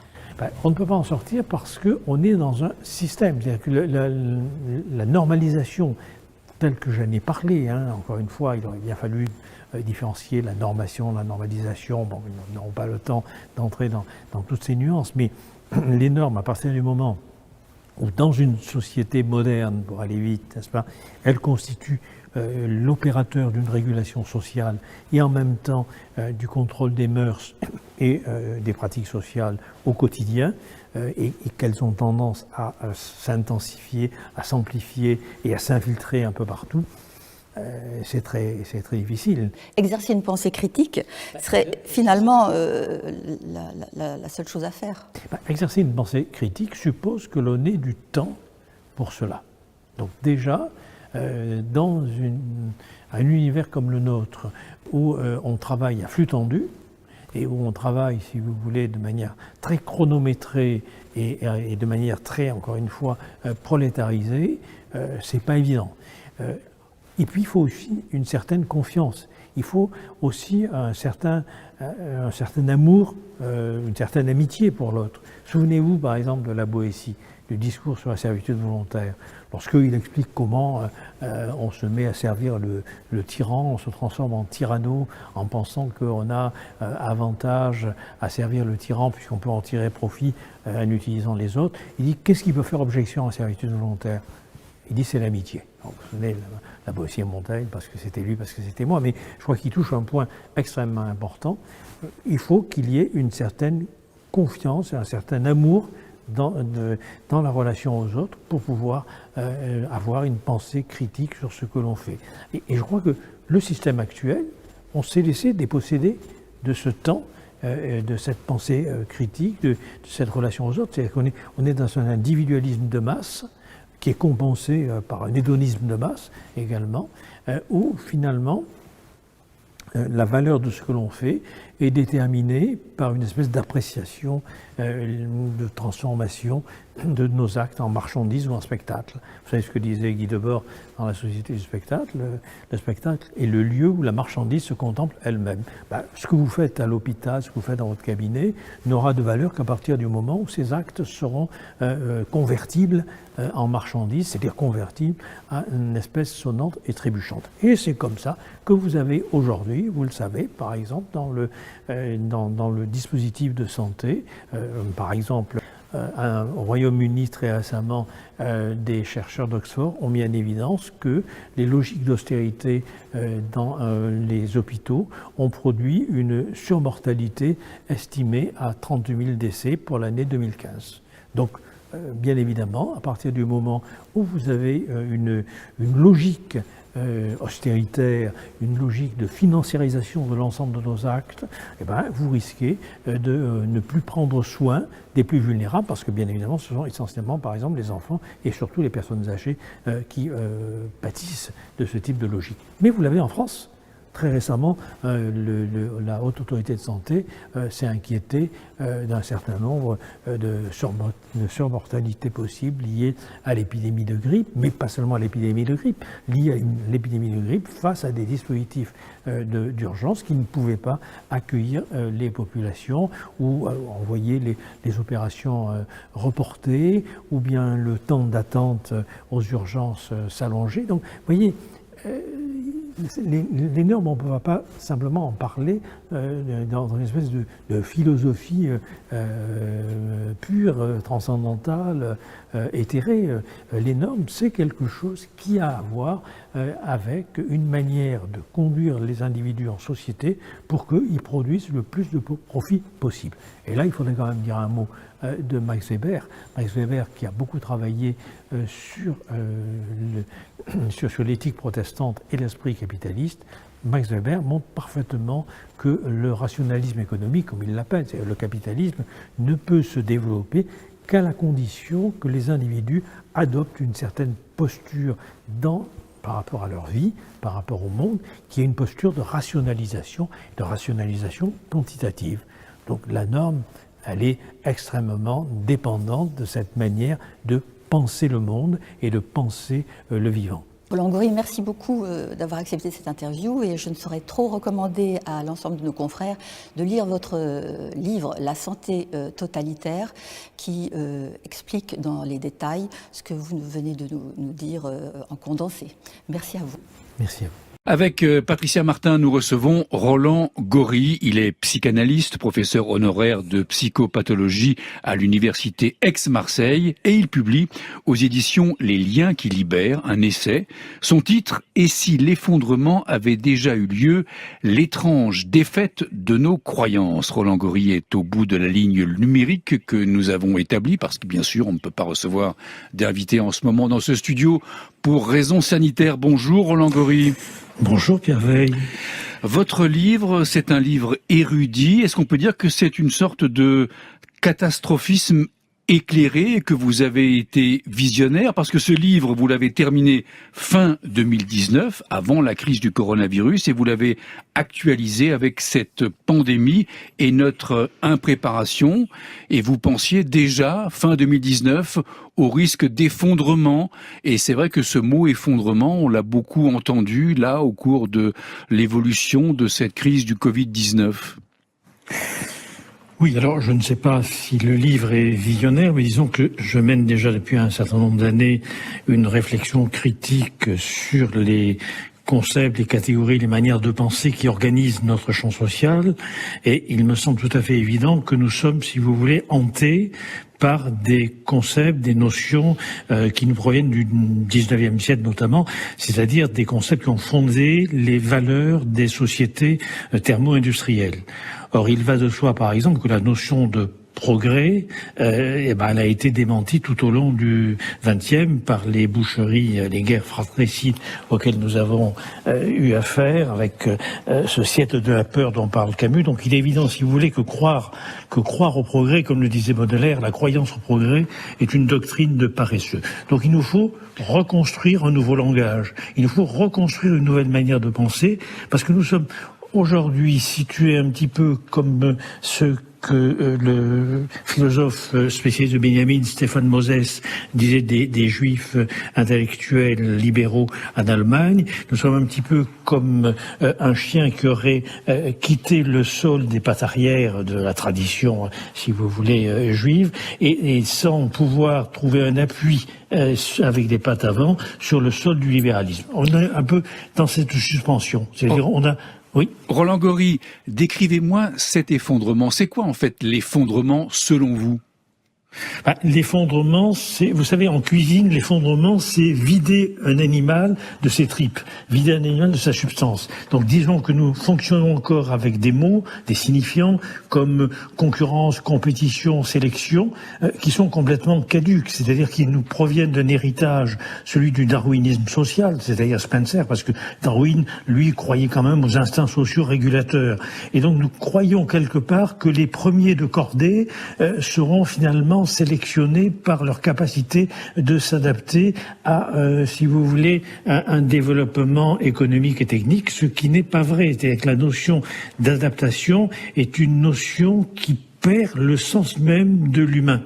Je veux dire par là que le progrès tel qu'il a été posé, on va dire pour aller vite, fin du XVIIIe et tout au long du XIXe et recyclé encore au XXe, le progrès est un mirage. Vous savez, il y a une phrase que j'aime bien de George Orwell qui dit « Quand on me parle de progrès, je demande toujours s'il nous rend plus humains ou moins humains ». C'est-à-dire que le progrès, il y a un véritable progrès, c'est celui des techniques, c'est celui des sciences, c'est celui du développement industriel. Ça, c'est un progrès. Roland Gori, dans votre livre, vous citez Jean-Jacques Rousseau qui disait que lorsque le rapport à la nature change, tout change. Et là, on a une potentialité autodestructrice sans limite, pour le coup. Oui, mais Patricia Martin, comment voulez-vous que l'humain traite mieux la nature qu'il ne se traite lui-même ou qu'il ne traite les autres? C'est-à-dire que nous sommes dans une conception d'un rapport à la nature réduite à un stock d'énergie à exploiter à l'infini. Mais c'est de la même manière dont l'humain aujourd'hui se traite lorsque on lui demande justement d'être performant, concurrent, compétitif, c'est-à-dire lorsqu'on l'isole de ses semblables et qu'on l'isole sans doute de lui-même et de son histoire. Roland Gori, vous dites dans ce livre, une chose est sûre, ce ne sera sans doute plus jamais comme avant la pandémie. Alors qu'est-ce qui va changer ? Alors ça, je ne peux pas vous dire, je ne suis pas prophète, mais il est évident que la pandémie a mis en évidence que nos logiques de profit économique à court terme, je fais allusion par exemple aux masques, c'est très clair si vous voulez que l'affaire des masques est là-dessus tout à fait significatif, mais aussi bien sûr la fabrique des respirateurs ou bien encore des réactifs de test et autres. Il va de soi qu'on a regardé quel était le profit économique qu'on pouvait tirer à court terme, et ça c'est typique également des sociétés, des civilisations qui s'effondrent. C'est un conflit d'intérêts entre ce que décident les élites et ce qui constitue l'intérêt général. Donc on voit bien par exemple, on prend un exemple très simple, n'est-ce pas ? On voit bien comment l'économie de quelques millions, allez, on va dire, que l'État a pu réaliser en évitant le stock de 1 milliard de masques que nous connaissions il y a donc en 2010 par exemple, n'est-ce pas ? Cette économie à court terme, elle nous a coûté beaucoup plus cher, puisque si nous avions eu en quelque sorte les armes pour faire face à ce qu'on a appelé un peu rapidement une guerre, eh bien, nous aurions peut-être évité 2 mois de confinement et bien sûr toute la crise économique et financière. C'est que je crois que, si vous voulez, on a vraiment à repenser notre manière d'être au monde, d'être avec les autres et d'entretenir un rapport avec la nature. Repenser, mais sans faire table rase du passé, c'est-à-dire que pour que notre société tienne debout, il faut que l'autrefois rencontre le maintenant. Alors ça c'est très important, Patricia Martin, vous avez raison, c'est tout le défi de la modernité. C'est-à-dire effectivement comment pouvoir articuler à la fois le présent, le passé et l'avenir. Dans le discours progressiste, qui est souvent une propagande pour une immobilité sociale, dans un discours progressiste, tout se passe comme si l'âge d'or, le paradis perdu d'avant la chute, était situé au bout du chemin du futur. Et de l'autre côté, vous avez une pensée réactionnaire qui situe que le paradis perdu, il était bien sûr avant, et que donc, c'est le discours décliniste, c'est le discours de c'était mieux avant. Je crois que nous avons à relever justement ce défi de la modernité, de pouvoir articuler nos régimes de temporalité. C'est pour ça que je n'aime pas, bien sûr, qu'on se cale sur l'idée d'un progrès comme étant orienté par une flèche du temps, tournée, si vous voulez, vers le bonheur. Dans ce livre, il y a aussi un appel à la vigilance face à un risque fasciste. Oui, il est évident que il y a eu déjà d'énormes travaux là-dessus, n'est-ce pas, que, si vous voulez, le fascisme vient sur les ruines d'une capacité de penser. C'est-à-dire que, quelque part, le fascisme a un lien étroit avec une technicisation de la possibilité de penser, de parler, de vivre. Et là, ça touche un point essentiel, justement, concernant le défi de la modernité. C'est-à-dire que nous avons eu un développement formidable des techniques, des sciences, de l'industrie, mais il n'y a pas eu un développement moral, psychologique, culturel, à la hauteur, justement, de ce développement technique. Et la tentation est, à partir de ce moment-là, de réduire, justement, le vivant, que ce soit l'humain ou la nature, à une pure mécanique. Même si cette mécanique, aujourd'hui, elle va prendre, par exemple, l'allure d'algorithmes ou de configuration digitale.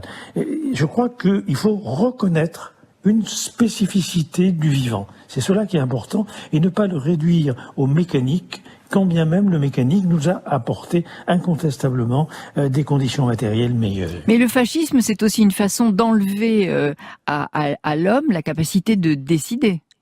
Alors, bien sûr, vous avez parfaitement raison, mais je voudrais pas être trop érudit, trop pédant, mais Simone Veil a bien montré que cette capacité de penser, cette capacité de décider, elle n'était pas écrasée par le fascisme, mais c'est parce que justement il y avait une difficulté à penser et à décider que le fascisme apparaissait. Donc il ne faut pas confondre peut-être les causes et les conséquences. Et c'est la raison pour laquelle il est extrêmement important de retrouver les conditions sociales et culturelles de la pensée, de pouvoir penser le monde en dehors d'une espèce de taylorisation de l'esprit, vous voyez, qui finalement aboutit à cette cacophonie des experts que nous avons connue justement au temps de la pandémie. Quand vous dites culturel, on peut penser à l'art. L'art rend visible ce qui existe ? L'art est extrêmement important et je suis désespéré, je dois vous le dire en toute simplicité, je suis désespéré de voir la place mineure que l'on accorde aujourd'hui aux humanités, à la philosophie, à l'histoire, à la psychanalyse, à l'art, etc.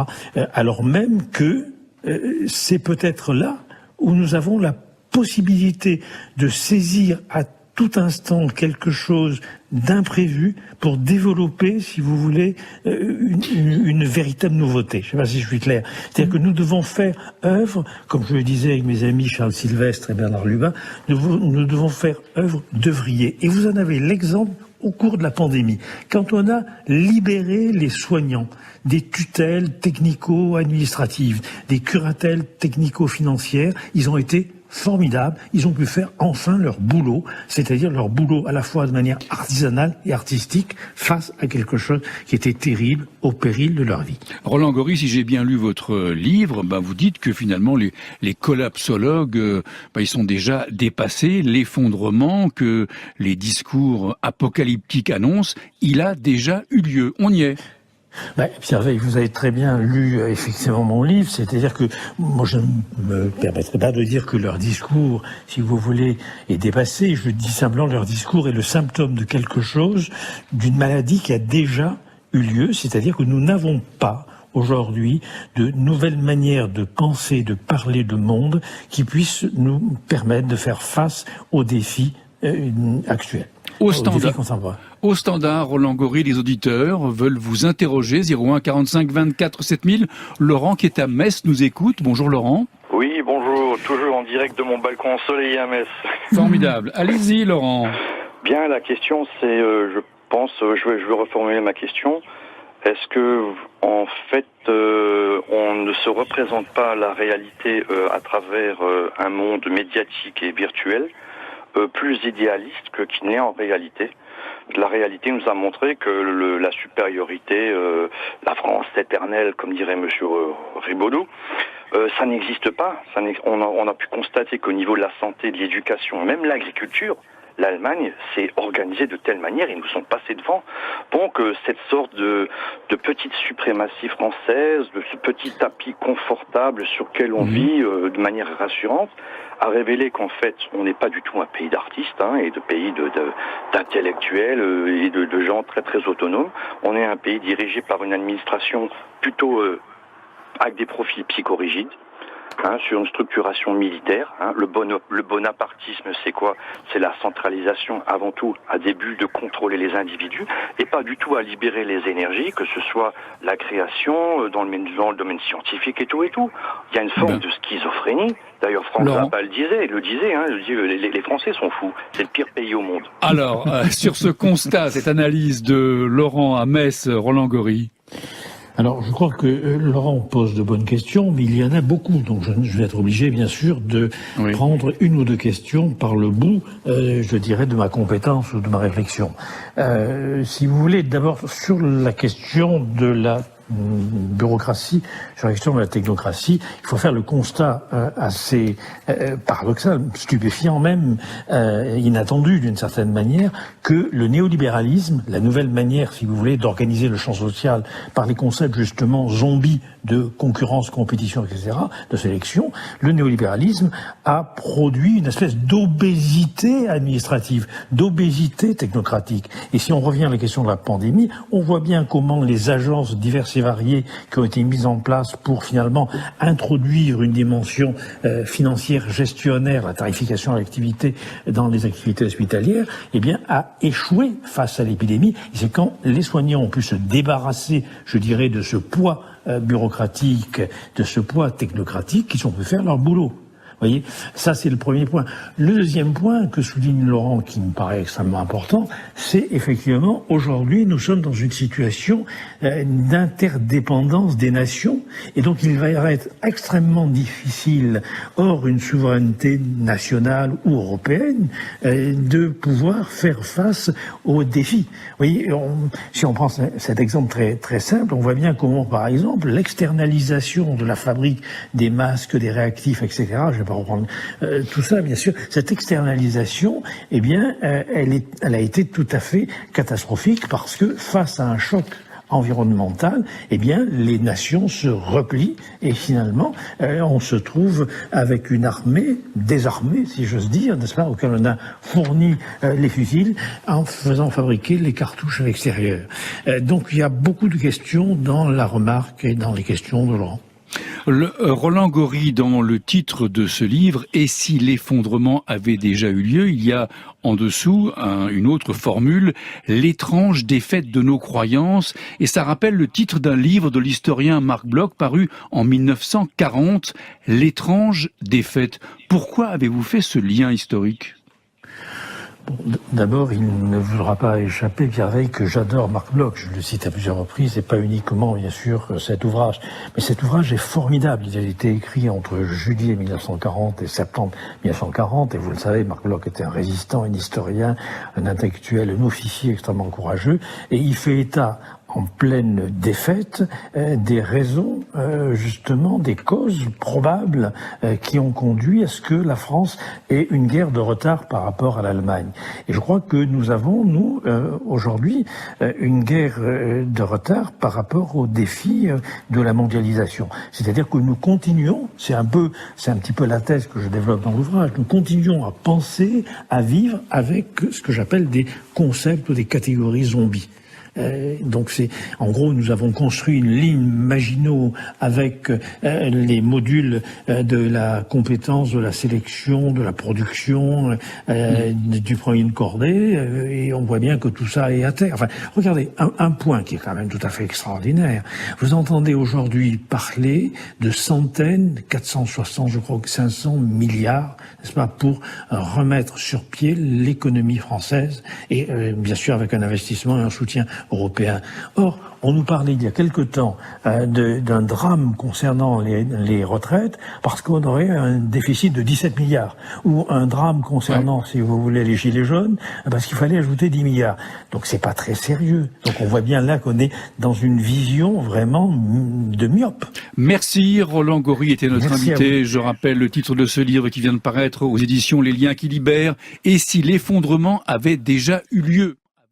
Mais chaque chose en son temps, parce qu'il y a d'abord à faire évoluer la population qu'on garde de force dans l'ignorance. On lui raconte toutes sortes de choses. On parle de la droite, la gauche, c'est du cinéma total, parce qu'on continue à magouiller en dessous de manière conjointe.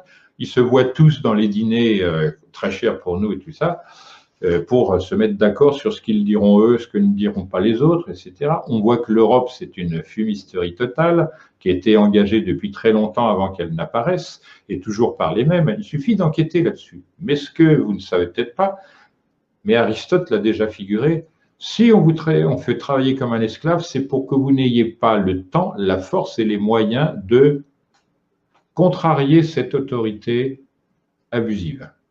Nous sommes habitués dès l'école à couper les choses, alors que les anciens, ils passent leur temps amicalement à réunir les choses, par ressemblance. Nous, on fait l'inverse. Et on ne peut aller, à cause de cela, que vers la rupture entre l'homme et la nature, entre l'homme et l'homme, c'est ce qui se produit en ce moment, etc. On va empiler les bêtises jusqu'à ce qu'elles nous détruisent. Donc, c'est pourquoi mon travail, c'est de prévenir qu'on ne peut pas falsifier l'intelligence. Ou on la possède, ou on ne la possède pas.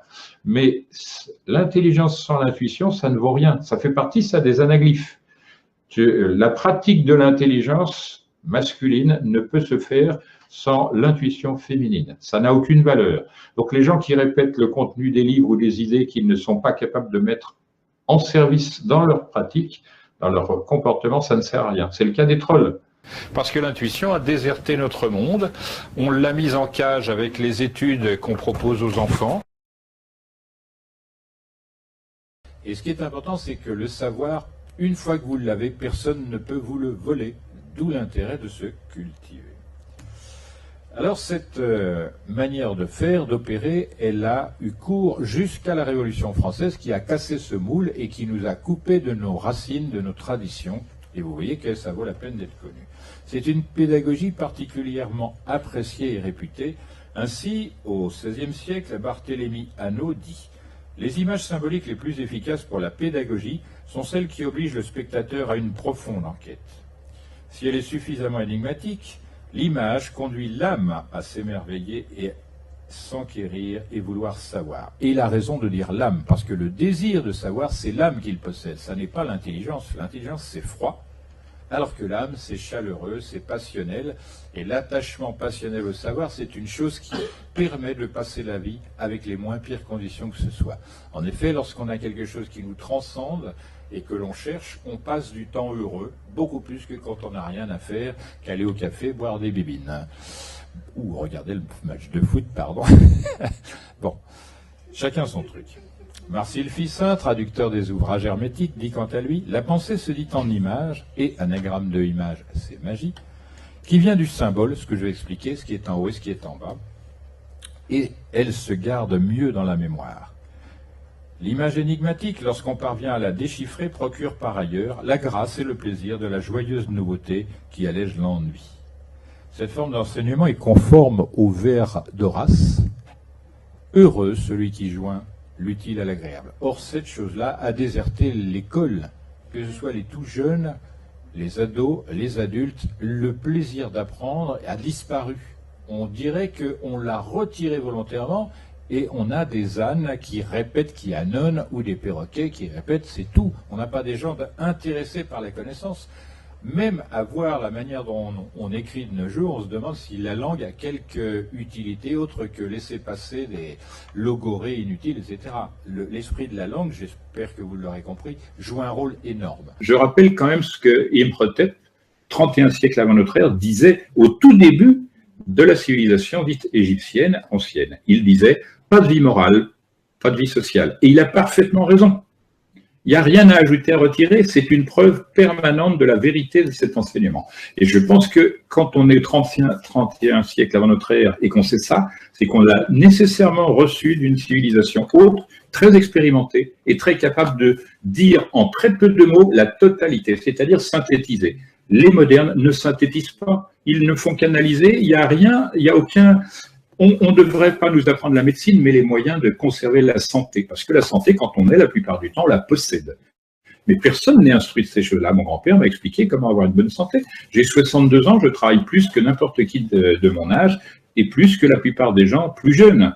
Et j'ai un rendement élevé, et pourtant, je ne me sens pas fatigué ni quoi que ce soit. Ça, c'est important dans la culture. Ça n'est pas quelque chose qu'on découpe, c'est pas les livres, la culture, c'est la qualité de vie.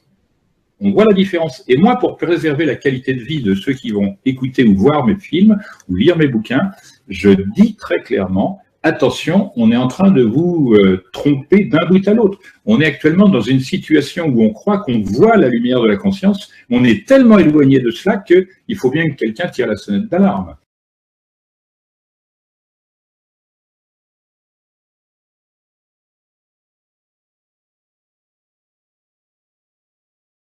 C'est ainsi que l'on peut dire que la sagesse est véritablement, ou la contemplation, est civilisatrice.